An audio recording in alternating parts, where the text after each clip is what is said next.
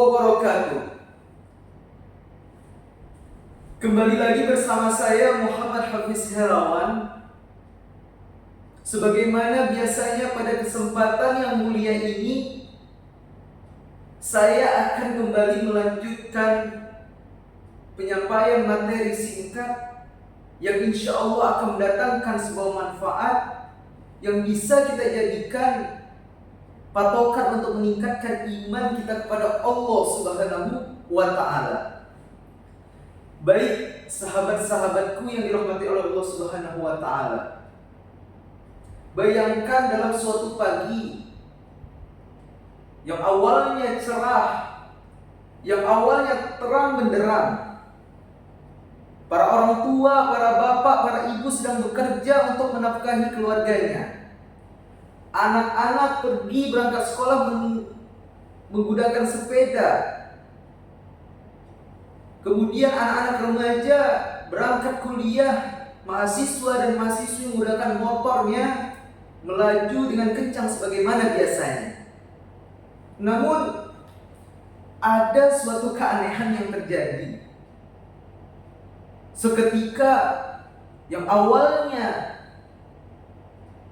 langit menampilkan cahaya yang terang dengan berwarna biru, awan-awan bergerak, gunung-gunung yang masih asri di sebelum harinya. Kemudian pada hari ini tiba-tiba Allah Subhanahu wa Ta'ala menyuruh malaikat Israfil untuk meniupkan sangkakalanya yang pertama. Seketika bumi yang tadinya baik-baik saja kemudian diluluh lantakkan. Langit-langit itu bagaikan pecahan kaca yang terbuai. Kemudian gunung-gunung yang besar kemudian dihancurkan, diluluh lantakkan, diterbangkan. Bisa kita bayangkan sahabat-sahabatku, apa yang terjadi pada dunia ini? Maka kita harus mengetahui ada suatu hari yang bukanlah fiksi semata, bukanlah sebuah dongeng yang diceritakan orang-orang tua dulu, tetapi kejadian nyata yang telah dituliskan di dalam Al-Quran. Allah Subhanahu wa Ta'ala berfirman dalam Quran surat Al-Zalzalah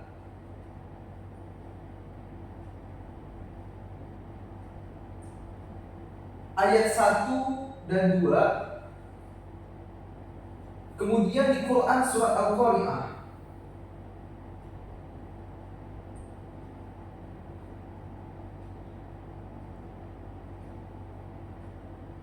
ayat 4. Apa yang Allah katakan? Allah mengatakan idza zulzilatil ardu zilzalaha, apabila bumi dihancurkan dengan goncangan yang sangat dahsyat. Wa akhrajatil ardu asqalaha, dan bumi mengeluarkan beban-beban berat yang dikandung di dalamnya. Beban-beban berat yang dikandung di dalamnya berarti manusia-manusia yang ada di dalamnya juga dihamburkan, keluarkan, dimuntahkan, diluluh lantakkan. Di ayat yang lain Allah Subhanahu wa Ta'ala berfirman, Bismillahirrahmanirrahim, yauma yakunun nasu kal farashil mabsus. Pada hari itu manusia dihamburkan bagai aneh-aneh yang berterbangan, laron yang berterbangan. Manusia dihamburkan bagaikan laron. Jika misalkan di hari biasa ketika hujan, saudara-saudaraku, kita sering menemukan di pagi harinya atau di malam harinya laron-laron tersebut berterbangan di mana-mana, terutama di dekat-dekat cahaya. Kemudian di pagi harinya maka kita temukan laron-laron tersebut di lantai-lantai, di tanah-tanah. Seperti itulah keadaan manusia pada hari di mana hari akan dimulainya penghakiman oleh Allah Subhanahu wa Ta'ala, yaitu adalah hari kiamat.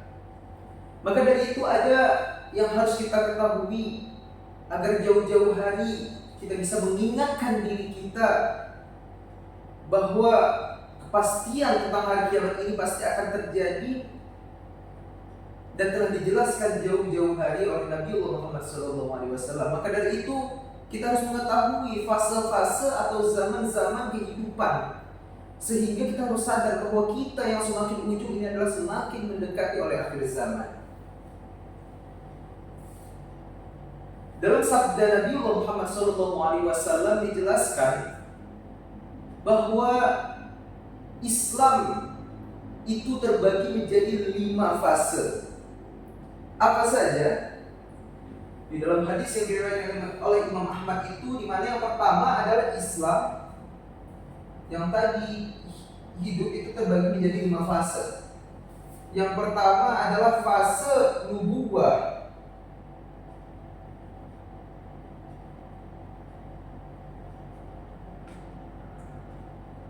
Apa itu fase nubuwah? Fase nubuwah adalah fase di mana Nabi Muhammad SAW dan para nabi sebelumnya itu menggaungkan agama Allah Subhanahu wa taala, Islam, ajaran yang dituntut untuk senantiasa beribadah kepada Allah Subhanahu wa taala. Bagaimana Rasulullah SAW mendakwahkan Islam dari yang awalnya sangat berat, kemudian di akhir ketika Rasulullah hendak meninggal bahwa Islam telah terlihat jaya,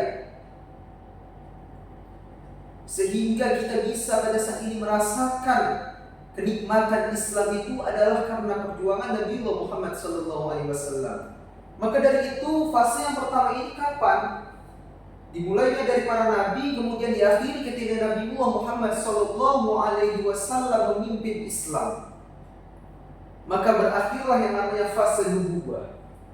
Kemudian dalam sabda yang tadi diriwayatkan oleh Imam Ahmad dijelaskan fase yang kedua. Fase yang kedua adalah fase khilafah ala minhaji nubuwah. Fase khilafah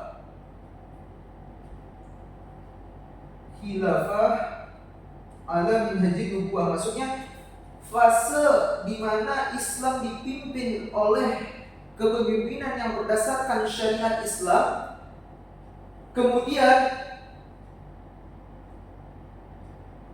berdasarkan dengan tuntunan yang telah diajarkan oleh Nabi Muhammad SAW. Kapan fase khilafah ini terjadi? Yaitu pada zamannya Abu Bakar As-Siddiq radhiyallahu anhu, pada zaman Umar bin Khattab radhiyallahu anhu, pada zaman Utsman bin Affan radhiyallahu anhu, dan fase yang terakhir yaitu pada zaman Ali bin Abi Thalib radhiyallahu anhu. Ada yang mengatakan bahwa fase yang kedua ini terjadi lebih kurang 30 tahun.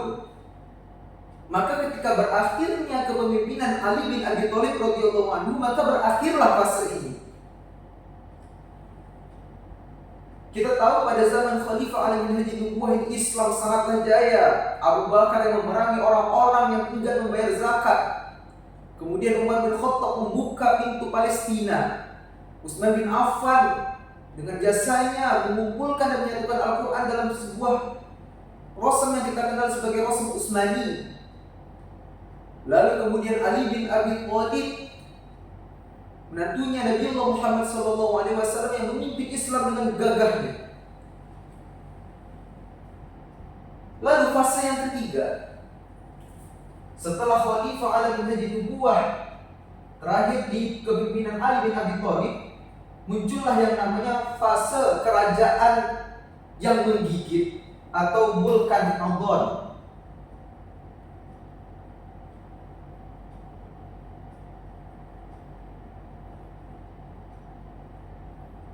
Nah, pada zaman Mulkan Adhan ini dimulai ketika wafatnya Ali bin Abi Thalib, lalu Muawiyah bin Abi Sufyan membangun suatu kerajaan Bani Umayyah, dinasti yang berdasarkan keturunan. Kemudian muncul dinasti-dinasti lain seperti dinasti Abbasiyah, dinasti Saljuk, Bani Mamluk. Kemudian juga ada dinasti-dinasti kerajaan yang lain, Mongolia dan lain-lain. Ada kerajaan-kerajaan yang menganut kepemimpinan Islam. dan kepemimpinan yang berdasarkan dan kepemimpinan lain, kerajaan-kerajaan lain yang mungkin berdasarkan agamanya masing-masing. Namun yang harus kita ketahui pada zaman Mulkan Adl ini, pada sahabatku yang dirahmati oleh Allah, Islam itu berada pada puncak keemasannya. Karena pada zaman ini kita mengenal berbagai ilmuwan-ilmuwan Islam yang menyumbangkan hartanya, menyumbangkan dirinya untuk kemakmuran Islam. Kita tahu ada yang namanya perpustakaan terbesar di Baghdad pada saat itu. Kemudian pada saat kepemimpinan Khalifah Harun al-Rashid, di mana Islam yang benar-benar berada dalam puncak kekayaan, puncak keimanan, dan Islam pada saat itu sangat jaya, sahabat-sahabatku. Namun setelah ratusan tahun, berabad-abad fase Mulkan Adl ini, maka terjadilah pada tahun 1924 dinasti Islam yang terakhir, yaitu Bani Umayyah, yaitu Bani Utsmani atau kerajaan Turki Utsmani, yang runtuh pada tahun 1924, maka mengakhiri fase dari Mulkan Adl ini. Maka muncullah fase yang keempat, fase baru, yaitu yang disebut dengan Mulkan Jabariyah.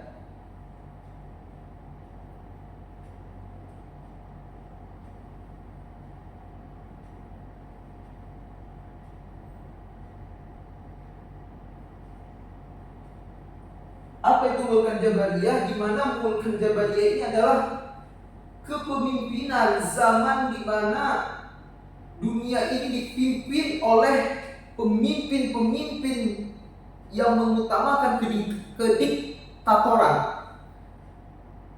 Di fase ini, para sahabatku, 3 fase awal syariat itu sangat diagungkan. Hukum-hukum itu berdasarkan hukum-hukum syariat. Namun pada zaman Mulkan Jabariyah ini, maka kita temukan hukum-hukum jahiliyah di sana yang tidak pernah diajarkan oleh Nabiullah Muhammad SAW. Para pemimpinnya hidup dan memimpin berdasarkan kehendak hati, hawa nafsu. Kemudian banyak kezaliman yang terjadi, sebagaimana pada saat ini kita melihat saudara-saudara kita di Palestina, di Suriah, di Yaman, di Irak, di Iran, Persia yang dulunya telah dikuasai oleh orang-orang Muslim, kemudian pada saat ini kembali dicoba direbut. Yerusalem yang telah dibuka, Palestina yang telah dibuka oleh Khalifah Umar bin Khattab pada saat fase yang khilafah Al-Aminah dibuat tadi. Namun pada saat ini para kaum Yahudi mencoba merebut kembali tanah tersebut. Maka dari itu, kita yang hidup pada saat sekarang ini adalah kita yang benar-benar hidup di kerucutnya zaman, di mana zaman yang benar-benar di dalamnya penuh dengan kezaliman. Kalau kita tidak menguatkan diri, maka kita akan terjatuh kepada liang kemaksiatan yang nantinya akan menuntun kita kepada neraka yang Allah Subhanahu wa Ta'ala. Para sahabatku yang dirahmati oleh Allah Subhanahu wa Ta'ala, Mulkan Jabariyah ini kapan akan berakhir?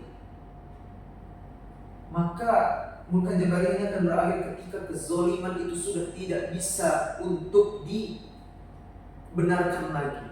Kemaksiatan sudah benar-benar merajalela, maka akan berakhir yang namanya fase Mulkan Jabariyah, yang akan masuk pada fase yang terakhir dalam kehidupan, yaitu fase Khalifah Al-Aminah Nubuwah, atau fase yang kedua Khalifah.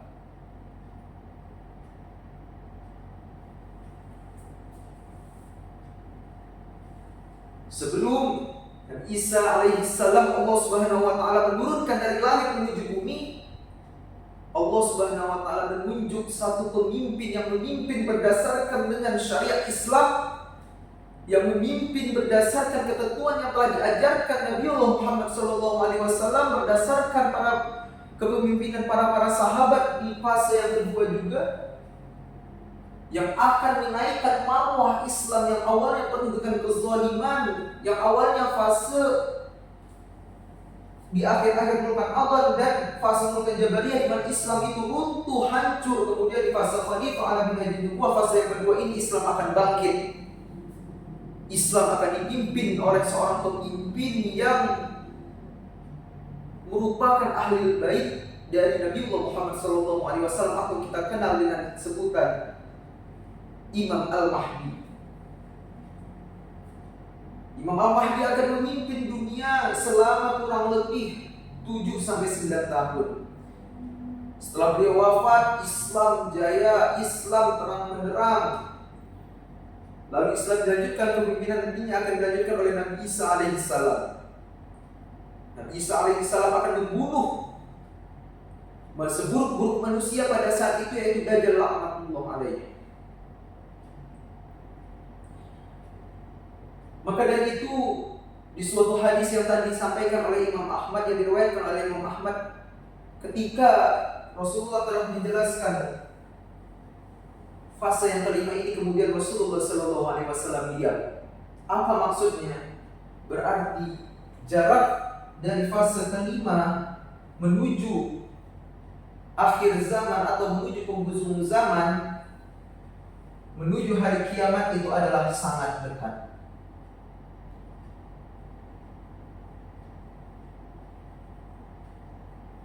Maka dari itu, apa yang bisa kita pelajari pada hari ini semoga menjadi patokan hidup kita yang bisa membawa kita untuk senantiasa meningkatkan amal kebaikan kepada Allah Subhanahu wa taala. Mungkin hanya ini yang bisa saya sampaikan. Mudah-mudahan apa yang bisa kita pelajari sedikit banyak hari ini bisa bermanfaat. Billahi taufiq wal hidayah. Assalamualaikum warahmatullahi wabarakatuh.